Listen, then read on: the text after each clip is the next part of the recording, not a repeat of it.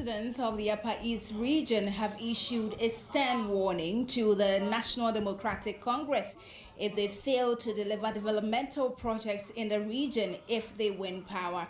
They are warning that they will vote against the party come 2028 if they do not fulfill the promises they made to the people. Now, this follows the landslide victory enjoyed by the National Democratic Congress in the just ended elections in the region. My colleague Christopher Kevin Asima has more in this report. In the 2024 general elections, the Upper East region delivered an overwhelming victory for the National Democratic Congress (NDC). However, residents warn this support may diminish in 2028 if the party does not prioritize addressing poverty and developmental challenges in the area.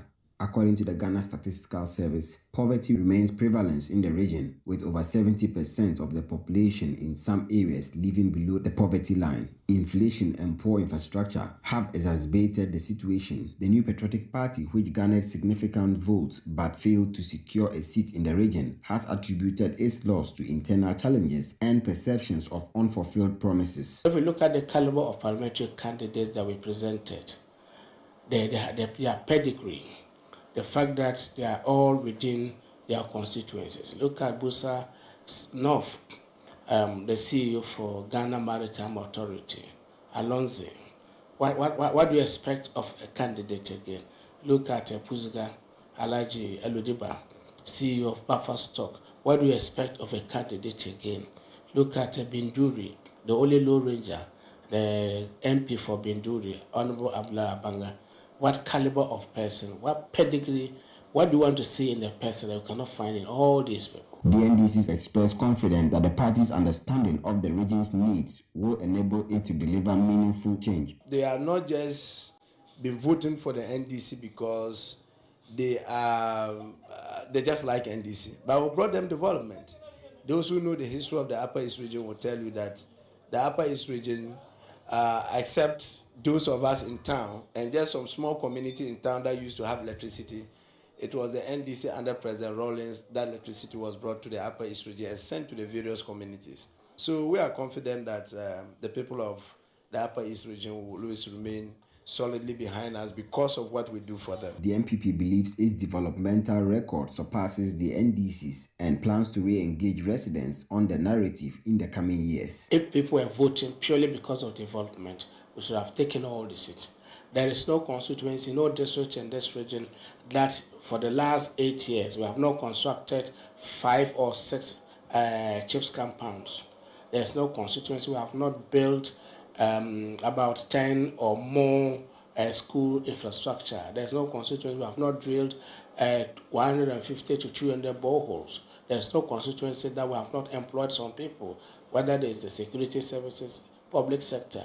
There is no constituency that we have not done some amount of work. Look at the Agenda 111 project. Some supporters of the New Patriotic Party believe otherwise, blaming the defeat to the failure of the party's leadership. The regional executive, they are the main cause of all these problems in the region. At least Upper East should have been half blue, not all green. With the sense that, you know, right now, because we were in power, the regional minister is a party person, and the regional chairman is a party person. So formally, when the logistics come, it comes to the party office, the regional party office. Now you don't see anything in the party office. We don't have an administrator, we don't have anybody in the party office. The youth are suffering. You can't get closer to your regional chairman. They didn't work as an executive. They didn't come together to work as a team, and that affected all our results. People are seeing that they are enjoying, but the party foot soldiers are suffering. That is where the problems come from. Speaking to ChannelOne News, some of the candidates of the New Patriotic Party in the just ended election expressed shock over the defeat. This is my third time, and it's been one of the most critical elections. We've ended it. All hope was that this time around I was going to capture the seat for the New Patriotic Party for the first time. Unfortunately, the people of Busa South spoke otherwise, and that they prefer the NDC to the New Patriotic Party. The campaign we mounted, we had a united house. We went all out. Be it development, we gave the people development. We gave the people water. We constructed roads. We did a lot for the constituency. But as you know, politics, sometimes you can't get it. Demands of people were met.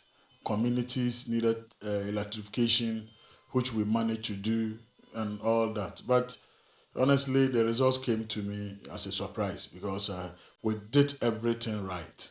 Some residents say the NPP lost due to their failure to give the region a fair share of the national cake. The dams that should have been available for them were fake dams.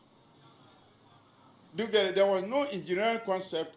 There was very poor feasibility studies, and instead of expanding the well-known dams and making them very sufficiently scientific to challenge the dam infrastructure in Ouagadougou, Burkina Faso, for instance, they didn't do that.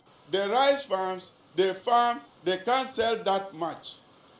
Even there is no processing plant to process the rice locally and feed the schools program.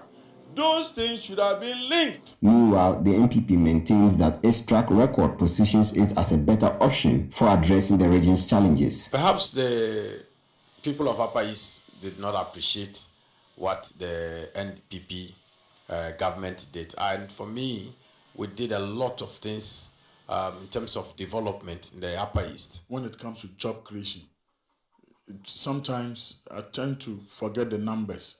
The number of young people I personally lobbied to put them in employable skills. The NDC achieved a historic clean sweep of all 15 constituencies in the region, replicating its 1996 performance when there were 12 constituencies in the region. Despite this dominance, civil society organizations including Bonaboto and local residents are demanding tangible developmental outcomes to justify their support. I think what has happened in this election is a lesson to everybody.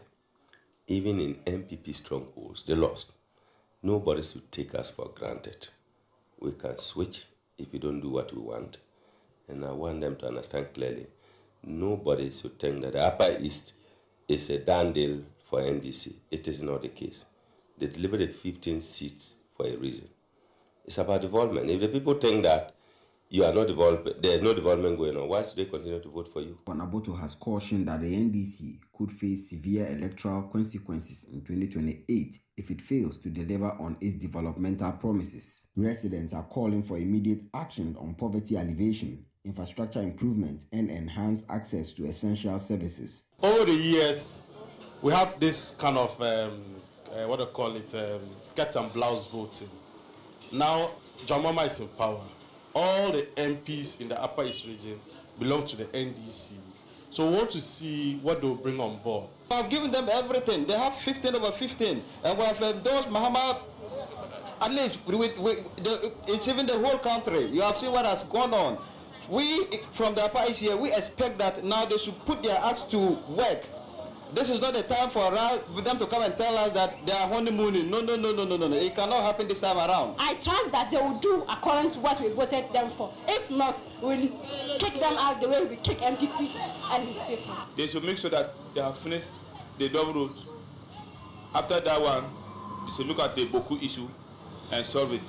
Both parties are now reviewing their strategies, and the region's development is expected to be a decisive factor in the 2028 elections. The NDC's Upper East Regional Director of Communications remains optimistic. He assures that the party will fulfill its manifesto promises and sustain the region's development. The people of Upper East, all that we promise, I am very much confident. The airport, is number one on the list. We'll not also forget about the Bolga-Boku Road. Of course, the re-advertising of the Bolga-Tamale or the Paga-Tamale route will obviously be done. The conversion of our regional hospital into a teaching hospital and coupled with an ultra-modern dialysis center, I believe will be done. The conversion of the War Memorial Hospital into a standard hospital where we can have students from the University for Development Studies, come there for medical training, especially those in the science area, is something that we are looking at. The brand new hospital had promised the people of the Eastern Corridor, specifically Boku, I know it shall easily be done. So I am very much confident that for we those in the Upper East region, we've always gotten our monumental projects. when the NDC is in power. With both parties striving to win the confidence of residents, the Upper East region remains a critical battleground. For residents in the Upper East region, the continuous vote for the National Democratic Congress NDC is also a call for the party to consider uplifting the region from its poverty state and giving it major infrastructure development to create employment for its teeming youth as well. The NDC won the 2024 general election in the Upper East region with 15 over 15 parliamentary seats. Reporting for ChannelOne News, I am Christopher Kevin Asima.